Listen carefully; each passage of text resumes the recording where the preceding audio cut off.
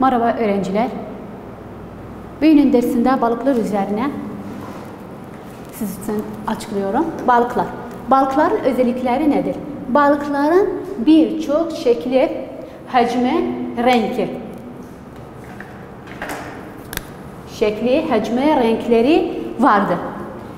2000, burada 25.000 türünden daha fazla balık türü vardır. Yani balıklar eğer baksak biz televizyonda da yani bazı yerlerde görmüşük balıklar rançlarından o kadar ki biz görmüşük ama bazı yerler vardı balıklar böyle methaf çiminde yani cedeler bakarlar balıkların türleri daha çoktur şekilleri hacmi sayıya gelmez yani birkaç o da dediğim gibi 25.000 türünden daha fazladır. Balıkların çeşidi bu balıklar dediğim bunca türler vardı çeşitlerini sınıflandırdılar. Balıkların çeşitleri o çeşidi vardı.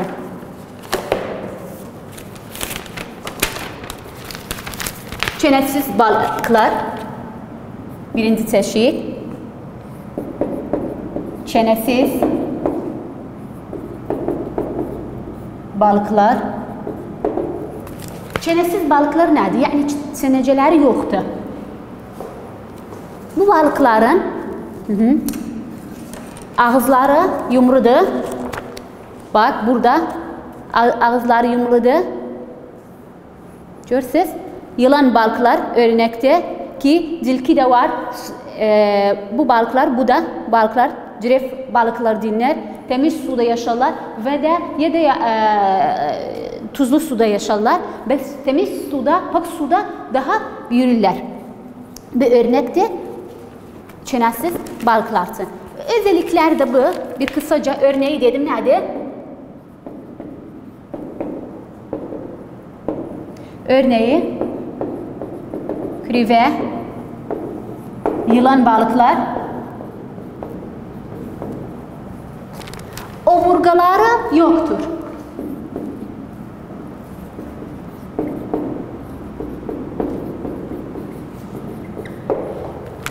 Sırt,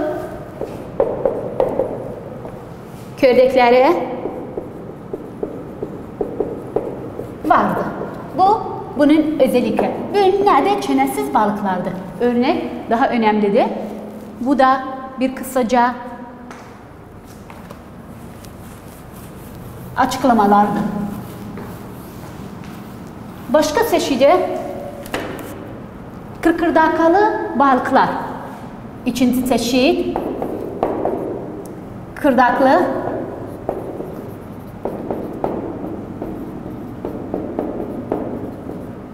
balıklar. Örneği köpek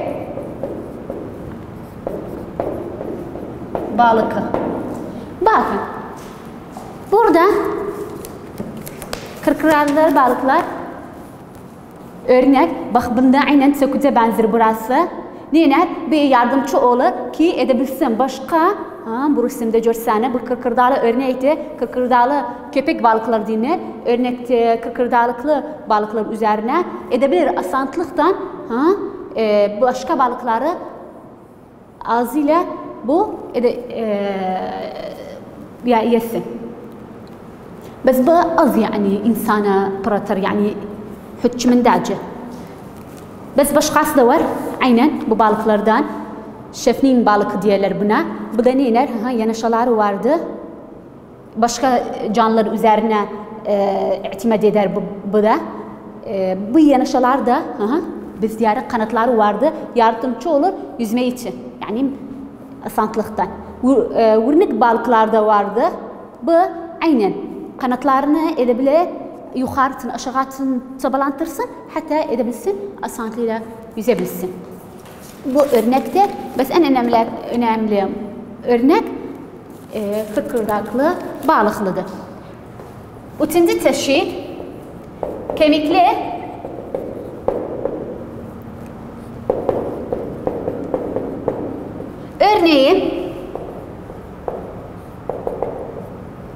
örneği altın balık, tüne balığı eşitmişik. Kemikli balıklar bunlar. Bak size göstereyim.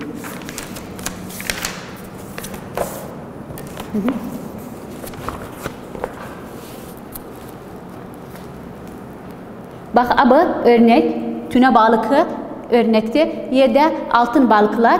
Bu da bir nevədir. Bu sadece sıcak sularda balıqlarda yani sıcak sularda yaşayabilir. Bu da başkasıdır. Aynen edebilir her başka balığı tutsun. Kemikli balıklardan. Başka balıklar da vardı. Sadece bir az suda yaşayabilir. Bu bir az suda olsa yaşayabilir. En fazla da yazda, yaz mevsiminde kuru olur. Yani yaşayabilmez. Bu çeşitli balıkların çeşidi budur. Bu çeşitte örneğin de dediğim altın balıklar ve tüne balığı. Bu da resimle size gösterir. Bu çeşitteki kemikli balıklar balıkların çeşidinin biridir. Bu da balıkların çeşidi üzerine. Başka karada. Yani balıklar suda yaşayan dadlar. Bu kere karada yaşayanlar nedir?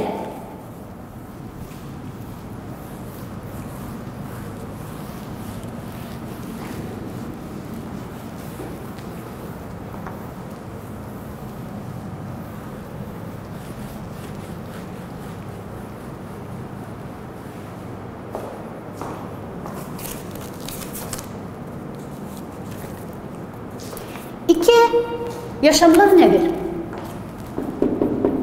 İki yaşamlar. İki yaşamlar olur sizce sizde. İki yaşamlar nedir? Bunlar yani necə balıqda suda yaşar bir yaşamlar. İki yaşamlar yani suda bir zaman kuruda karada yaşarlar. Sonradan gelirler suda yaşarlar. Yani hem suda hem karada yaşayarlar. O yaşayanlara diyorlar iki yaşamlar. İki yaşamlarda örneği nedir? İki yaşamların örneği semender ve kurbağa.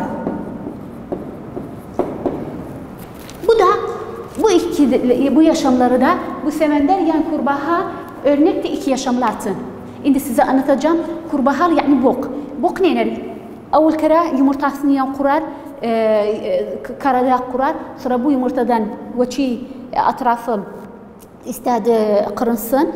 Bu yavru çıktı yazıya. Neler biraz gelişme olduğu bile gider suda yaşar.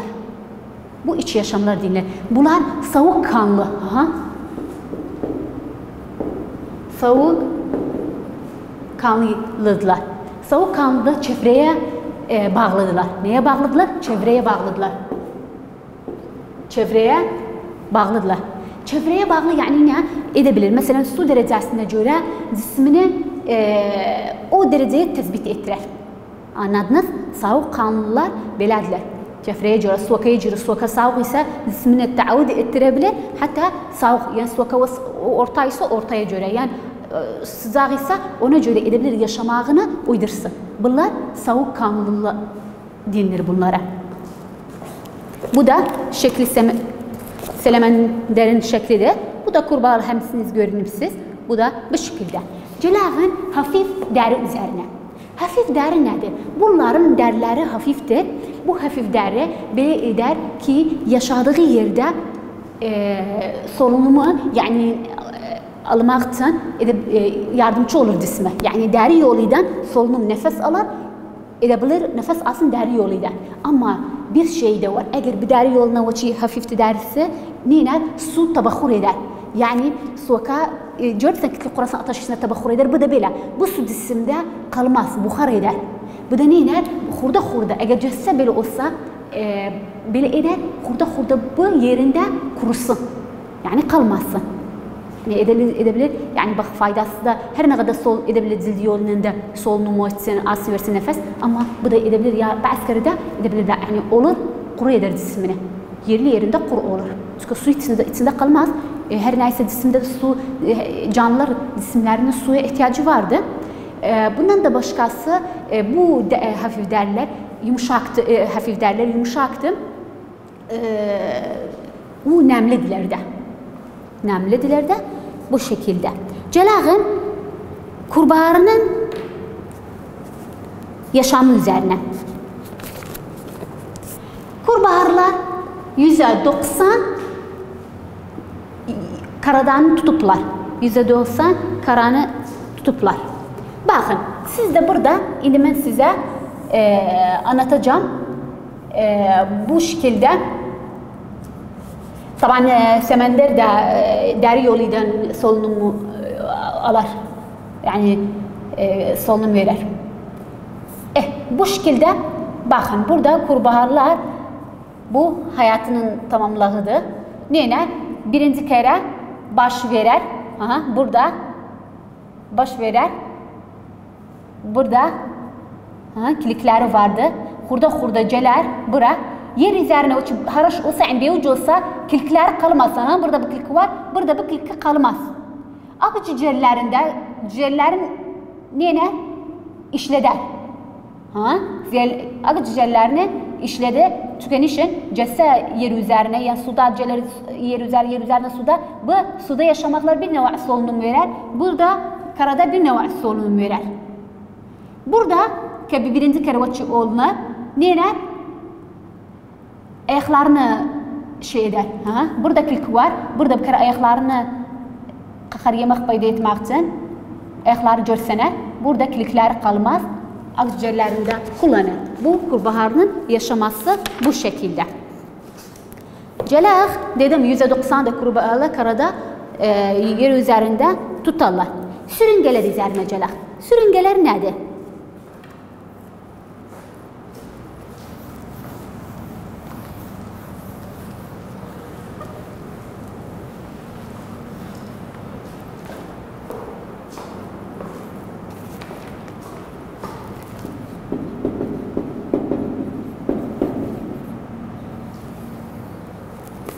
Sürüngeler özellikleri vardı.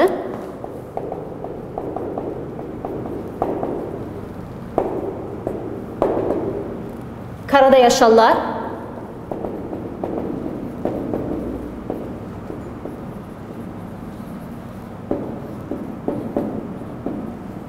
Yaşamak için çok uygundular.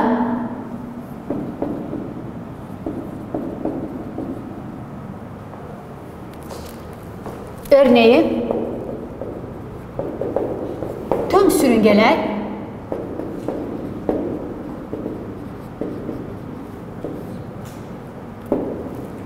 bunlar suda yaşarlar. Tüm sürüngeler suda yaşarlar.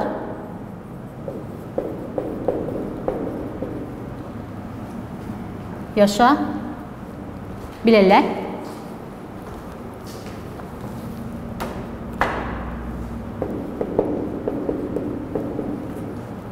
İki akciğer vardı.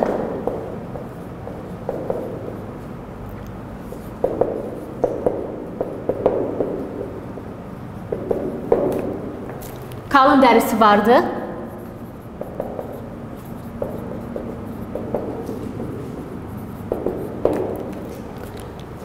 Soğukkanlıdılar.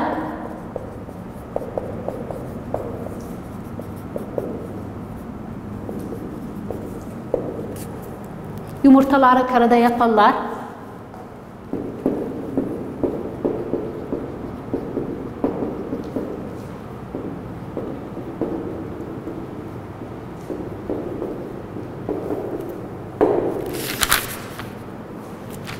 Bakın, sürüngeler örneğin size bu resimleri gösterdim. Bunlar biz yarıq timsahdı, yılan, bunlar sürüngelerdiler. Bunların kalın derisi vardı. Soğukkanlıdılar ve yumurtalarını tüm sürüngelerde örneği suda yaşayabilirler. İçi akciğerler var. Oksijen almak için kalın derileri vardı. Yılandı, bunlar da derileri kalındı. Soğukkanlıdılar. Soğukkanlı dedim çevreye göre özlerinin yaşamlarına göre yaşayabilirler. Yumurtaları karada yaparlar. Bakın, bu örneği bulartındı. Görürsünüz. Başkası kalın deri. Burada kalın derinin bahsini ettik. Kalın deri nerede? Burada kalın deri. Bak, burada derileri kalındı. Deri kalın olan da edebilir. Bu su deri yoluyla yani edebilmez solunum alsın versin. Neyine? O zaman içi akciğere itimat eder oksijen almaktı. Tamam. Bulunmak için solunma içi akciğer var, itimat eder. Yani ders kalın olan böyle hadis cümlede edebilmez bir yandan o yana gitsin. Bu bir. Başkası da var. Biz ne der? Cisminde bu su var ise her su yani buhar etmez. Anısız. Ha içinde kalar. Niçin? Derika kalındı. Yani yol edebilmez. Deri yoluyla solunum versin. Dedem soğukkanlı canlıdılar. Soğukkanlı canlıdılar. Soğukkanlı canlılar, sürüngeler soğukkanlı olduğuna eğer o yerde yaşadılar, yerine soğuk oldu, yerine sıcak oldu, özünü kıpeder. Hatta özü sürüngeler yani derecesi normal dereceden yaşayabilmekleri hazırlar. Özleri normal dereceleri yaşayabildiği yerde normal olsun demek. Soğuk olsa sıcak olsa özünü kıpeder. Yani bilesen hatta o yer normal olur yani çevresi. Tamam?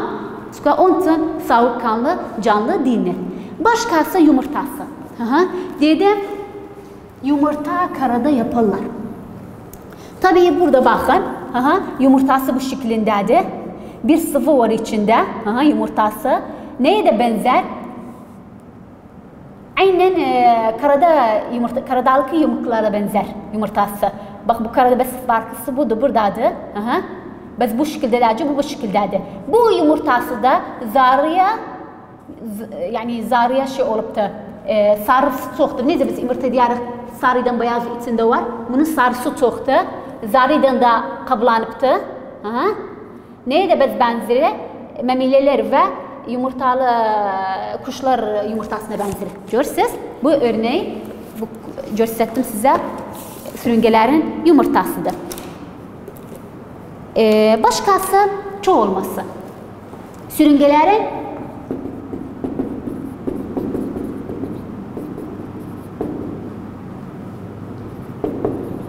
masa. Sürüngelerin çoğulması iç dölenmeden çoğulurlar. İç dölenmede nedir? Yani dışı içinde bu erkek tohumiden kurar. O bir yumurta hücresi birbirine dölener iç dölenme yoluyla yani dışı içinde. Burada ondan sonra ne olur? Olur embriyo doğar. Yani her canlı edebilir yavrusu olsun. Burada görürsünüz de aynen böyle küçük nokası da olur. Anam büyürler bu şekilde hurda soramı değişti. Sürüngelerin çeşidi, sürüngelerin türleri ya da çeşitleri nasıldı? Sürüngelerin, burada yazmışsın. Sürüngelerin türleri çoktu. 8000 türden daha fazladı. 8000 türden çeşidi vardı. Ama birazını ben size sınıflandırmasını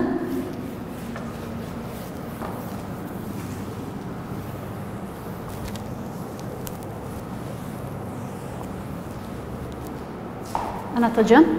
Burada sürüngelerin türleri.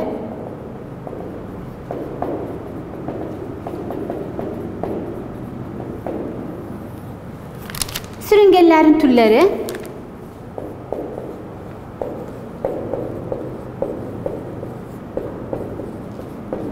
timsahlar,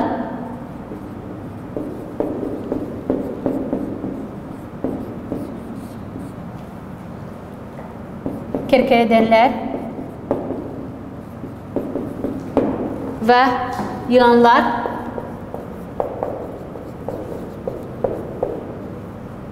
ve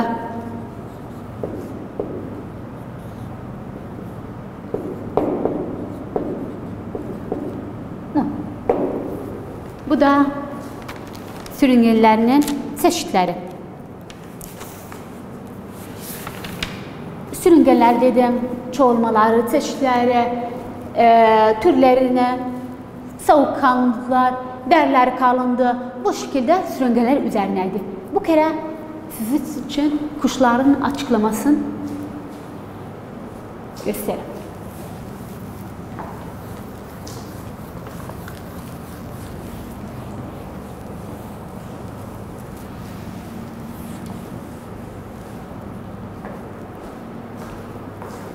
Kuşlar nedir? Bak.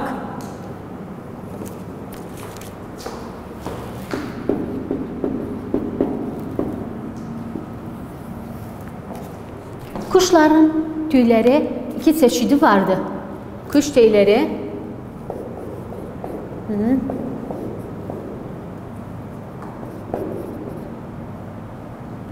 Kuş tüyleri. Bu tüylerin çeşitleri bir iki çeşidi var. Biri kuş tüyleri neyine? Bu küçük kuşların sıcaklık veren. Bu tüyler kuşa sıcaklık veren. Yukarı dışarıdaki tüyler neyine? Yardımcı olur. Bir örnek size öğreteceğim. Bu yardımcı olur uçmalarına kuşların. Bu uçmalarına yardımcı olur bu tüyler. O bir küçük tüylere, o iki çeşidin bir çeşidi yardımcı olur, sıcaklık verir. O birisi de yardımcı olur, bu kuş tüyü yardımcı olur, uçmalarına kanatı verir çümen, uçmalarına yardımcı olur. Başkası kısa tüy kısa uygunu, yani kuşların tüyleri. Burada kuş 4 gruba sınıflandırır. Kuş 4 gruba sınıflandırır. Bundan başka bu yani önceden kuşların küçük beslemeği, bak burada neler kuşlar yuva kurar. Tabii iç dönemeyden dönener, çoğalırlar. Burada yuva kurar. Bu kuşlar istinde olur. Görüp siz başka kuşlarda evde görmüşsünüz, istinde olur. Hatta bu yavrular, embriyolar olur. Başlıyor yumurtadan. Bu kere bilasine hurda istinde kalar. Hatta sıcakçı olduğu bilip kere yemekçiler bilasinden tapar, verir bilasine yuvasında. Bu nedir? Beslemek. Küçük kuşların beslemeği bu şekilde olur. Tabii o da kuşların çeşitleri 10.000 türden fazlatırdı. Kuşların çeşitleri 10.000 türden daha fazladır. Tamam. 4 gruba sınıflandırır. Kuşlar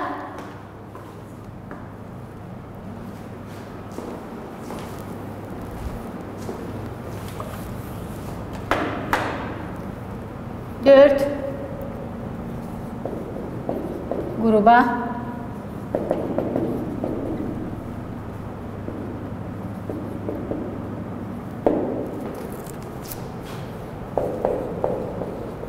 kuşlarda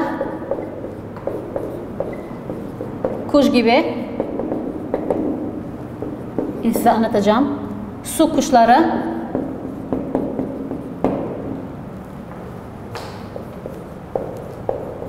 konaklayan kuşları, babağan gibi ve şampanzi, şehrim,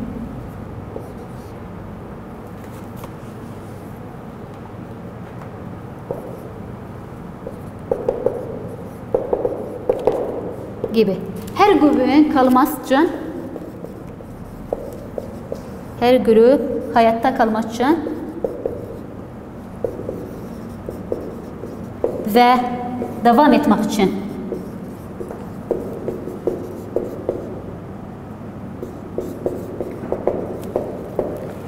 bu gruplar vardı. Bak burada dediğim çimen su kuşları. Su kuşları sonra bak bu hem uçar hem de yüzer. Başka biz yargı babağa, o da ayrı bir tüylerden, kuşlardan biri de başka. Ama bu da varımızda o kuşlar ki uçmaz sadece yeriye, yani onların hızlı yerimekler, yani katmakları daha hızlıdır.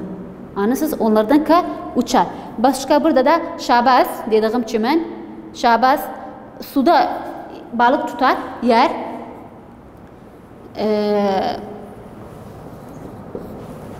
Balıq tutar. Burada, bu da çeşitləridir. Bu da quşların çeşididir. Gəlin məmilələr üzərinə.